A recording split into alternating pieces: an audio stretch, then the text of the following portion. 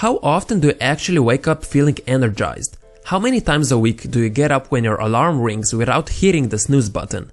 Nothing is worse than going to bed early only to wake up still feeling exhausted. There are a number of factors that can affect how tired you feel in the morning, and you probably have some habits that are robbing you of your energy. We'll look at some of the solutions that you should adapt, which will help you wake up early and well rested. Let's get started. Number 1. Stop snoozing. When you snooze, you're not really getting more sleep. It doesn't make you feel better about waking up. It actually does nothing beneficial for you. Every single time you hit the snooze button, you wake up feeling more tired. This is because our sleep consists of 90-minute cycles. When you fall back asleep for such a short amount of time, your alarm wakes you up in the middle of your sleep phase, which will leave you feeling even more tired and sluggish. What I recommend is to use an app called Sleep Cycle. What this app does is it wakes you up at the end of your sleep phase. It does it by tracking your movements during the night, and the alarm only goes off when it detects you're at the end of the cycle. Waking up this way will leave you much more energetic than waking up in the middle of your REM phase. Number 2. Get enough sleep. We need a certain amount of sleep every day for our body to function properly. This may sound stupid and you probably already know this, but we tend to regularly sleep either too much or too little. One of the reasons this happens is because we go to sleep at inconsistent hours. One day we go to bed at 10 p.m, the next at 3 a.m. But you should go to sleep and wake up at the same time 7 days per week. This way your body gets into the rhythm and you can wake up naturally at the end of a sleep cycle every single day. Also, everyone has a different amount of sleep needed to feel energized. If you want to find out how many hours you personally need to wake up refreshed, go to bed at the same time every night for a week. Wake up without an alarm and write down the number of hours you slept every night.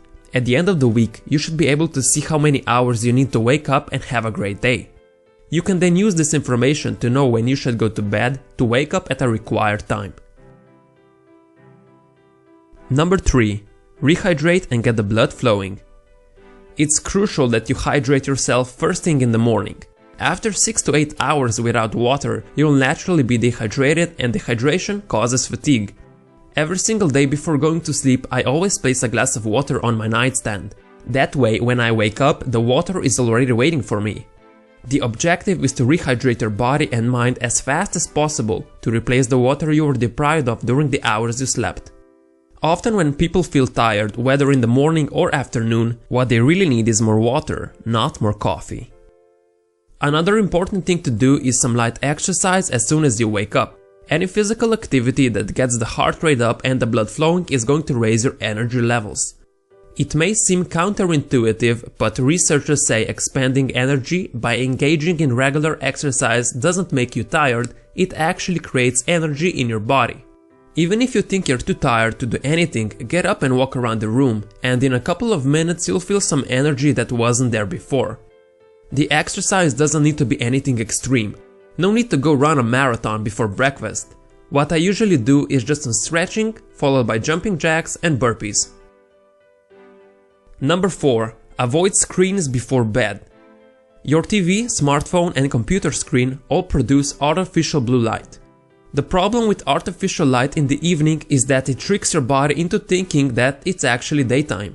When it gets darker outside, your body naturally produces a sleep hormone called melatonin. Since artificial light blocks melatonin production, we can really screw up our sleep because your body doesn't send signals to your cells that it's nighttime. That's why you shouldn't be looking at any screen at least 2 hours before bed. If you're watching this video on your phone at 2 a.m. because you have to get up early, well, you should apply this tip tomorrow and maybe replace your phone with a good book. For those of you who absolutely can't do without your phone or computer before bed, there is a solution for this blue light problem. There are 2 apps that you should install on your phone and computer called Twilight and Flux. What they do is they block most of the artificial blue light by making your screen more orange. And the best part is, both are free. However, if you're serious about fixing your tiredness problem, you won't be using any screens before bed anyway. I hope you learned something new today. I've been applying all these tips for some time now and they definitely help. If you have any other solutions that have worked for you and you'd like to share, post them in the comments below.